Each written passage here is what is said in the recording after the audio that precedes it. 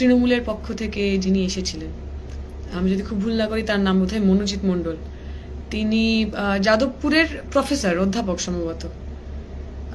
তিনি অনেকগুলো কথা বললেন। তার মধ্যে সবচেয়ে ইন্টারেস্টিং এবং সবচেয়ে লজ্জাজনক যে কথা, তা হলো এই গুণধরটি, এই রাজদীপ, এই মনোজিৎ ছেলেটি, এই গুণধরটি যে তৃণমূলের নেতা, বা এই ছেলেটি, এই ক্রিমিনালটি যে তৃণমূলের সদস্য, সেটাই নাকি তৃণমূলের কেউ জানতেন না।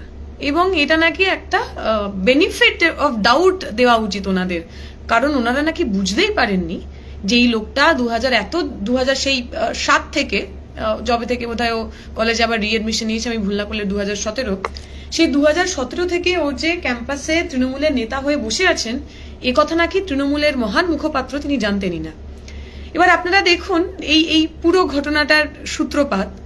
এই ক্রিমিনালটি ধরা পড়ার পর সে তার পুলিশের সামনে সে যখন নিজের বয়ান দিচ্ছে, সেই বয়ানে সে বলছে এটা প্রথমবার নয়, এর আগেও সেরকম ঘটনা ঘটিয়েছে। এইবারের গন্ডগোলটা এইটা হয়ে গেছে যে এই মেয়েটি গিয়ে যে কমপ্লেন করে দেবে, এইটি সে বুঝতে পারেনি, যে সে প্রিজিউম করতে পারেনি, এইটা সে ধারণা করতে পারেনি।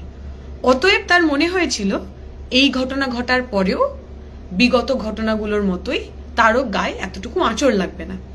এখন এই যে সেন্স অফ ইম্পিউনিটি, যে আমি যা খুশি তাই করতে পারি, কেউ আমার বিরুদ্ধে কমপ্লেন করবে না, পুলিশের কাছে কোথাও কোনো অভিযোগ জমা হবে না, এই ইম্পিউনিটিটা আসে কোথা থেকে? এই ধরনের মানসিকতা, এই ধরনের বিশ্বাস, এই ধরনের ঔদ্ধত্য আসে কোথা থেকে? 2007-এ একটা ছেলে ভর্তি হয়েছে কলেজে, 2007 সালে সে সম্ভবত উচ্চ মাধ্যমিক পাশ করেছে। আমি 2010 সালে পরীক্ষায় পাশ করে আমি কলেজে ভর্তি হয়েছিলাম। 2013-এর মধ্যে আমার কলেজের পাঠ চুকে গেছে। 2007-এ উচ্চ মাধ্যমিক পাশ করা একটা ছেলে 2017 সালে আগের কোর্স থেকে ড্রপ আউট হওয়ার পর আবার অ্যাডমিশন নেয় কিভাবে? কার অঙ্গুলি হিলনে? কোন পলিটিক্যাল পার্টির দাদাদের মাথার ওপর হাত থাকায়? 2022-এ সে অ্যাপারেন্টলি পড়াশোনা শেষ করেছে। 2022-এ পড়াশোনা শেষ করার পরে ওই কলেজের বিভিন্ন কাজে, ওই কলেজের বিভিন্ন অনুষ্ঠানে সে অ্যাজ আ অর্গানাইজার উপস্থিত থাকে কিভাবে? কিসের বলবুতায় বলে, মানে কিসে বলিয়ান হয়ে?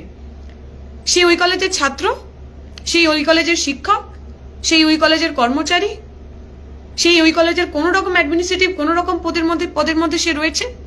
তাহলে কোন জাদু বলে 2022-এ পাস আউট হয়ে যাওয়া একটি ছেলে এই 2025 সাল পর্যন্ত বিভিন্নভাবে কলেজের মধ্যে যুক্ত রয়েছেন, সংগঠনের মধ্যে যুক্ত রয়েছেন?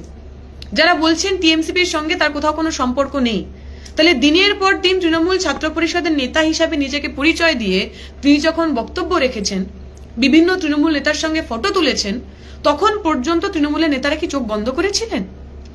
আপনারা জানেন এই ঘটনার কিছুদিন আগে এই ছেলেটিকে ওখানে অস্থায়ী কর্মচারী হিসাবে কন্ট্রাকচুয়ালি তাকে নাকি জায়গা করে দেওয়া হয়েছে কলেজের ভিতরে। আমরা জানি পশ্চিমবঙ্গের বুকে এখন চাকরি পাওয়াটা একটা মানে একটা দুর্লভ বিষয়। বাঘের দুধ তবু পাওয়া যাবে, কিন্তু পশ্চিমবঙ্গে একটা ফেয়ার ফ্রি সরকারি চাকরি 2011 সালের পর থেকে মানুষ শান্তিভাবে পেতে পারেননি। 26,000 শিক্ষকের চাকরি যা আমাদের চোখের সামনে জল জল করছে। এই 2007 সালে উচ্চ মাধ্যমিক পাশ করা এবং 2022-এ গ্রাজুয়েশন পাশ করা ছেলেটির এমন কি ট্যালেন্ট রয়েছে, এমন কি যোগ্যতা রয়েছে যে যখন এত শিক্ষিত বেকার যুবক রাস্তাঘাটে ঘুরে বেড়াচ্ছেন, তিনি ওই কলেজেরই, যে কলেজের গুন্ডামি করার জন্য, যে কলেজের তৃণমূলের নেতা হয়ে থ্রেট করার জন্য, যে কলেজের তৃণমূলের নেতা হয়ে মোলেস্ট করার জন্য তিনি এত পপুলার, কোন জাদু বলে, কাদের অঙ্গুলি হিলনে, কোন রাজনৈতিক নেতাদের পৃষ্ঠপোষকতায় তিনি ওখানে চাকরি পেলেন? এই প্রশ্নের উত্তর তো দিতে হবে। আমরা দেখলাম প্রথম দিন থেকে তৃণমূলের নেতারা যখনই আপনি এই বিষয় নিয়ে কিছু কথা বলছেন, তারা একটা হোয়াট অ্যাবাউটারি করার চেষ্টা করছেন। অমুক সালে তাই হয়েছিল, তমুক সালে তাই হয়েছিল। আরে অমুক সালে তমুক সালে তো আপনারা সরকারে ছিলেন না। 2011 সালের আগে যদি কোনো ঘটনা হয়ে থাকে, তার জন্য পশ্চিমবঙ্গের বামপন্থী সরকার, বামফ্রন্টের সরকার, তারা অ্যাকাউন্টেবল। প্রশ্ন করতে পারেন আপনি।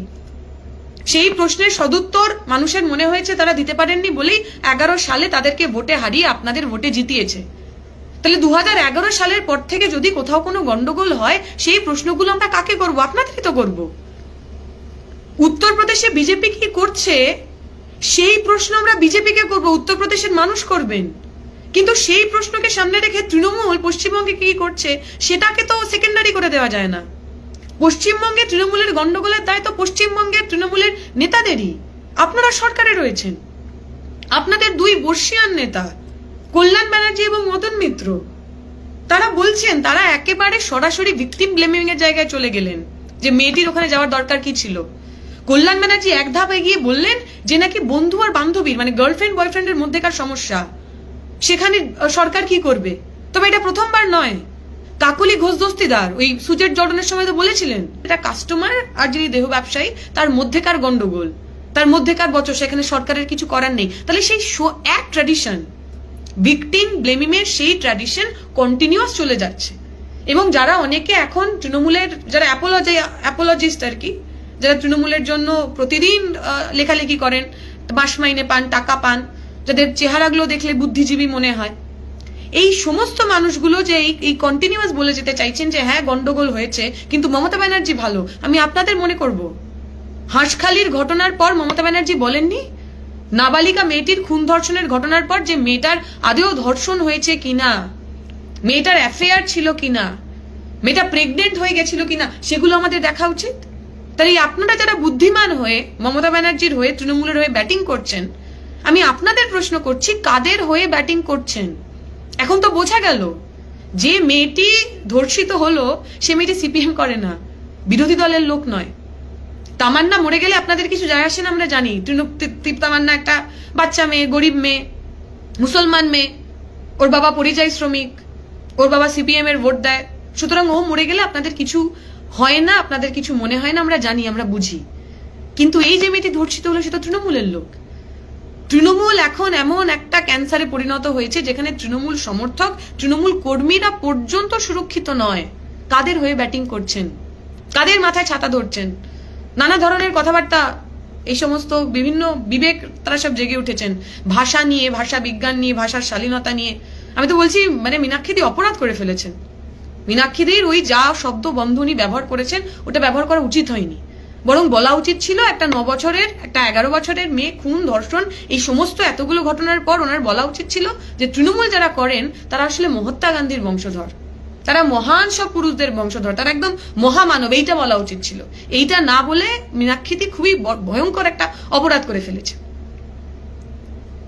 পশ্চিমবঙ্গের বুকে, বাংলার বুকে সাধারণ মানুষ, সে তামান্না হতে পারে, সে অভয়া হতে পারে, সে তিলোত্তমা হতে পারে, সেই ল কলেজের ছোট্ট মেয়েটি হতে পারে, যতদিন পর্যন্ত তৃণমূলের লোকেরা, তৃণমূলের নেতারা, তৃণমূলের মন্ত্রীরা পশ্চিমবঙ্গের শাসন ব্যবস্থায় থাকবেন, ততদিন পর্যন্ত কোনো সাধারণ মানুষ তারা সেফ নন, তারা সুরক্ষিত নন।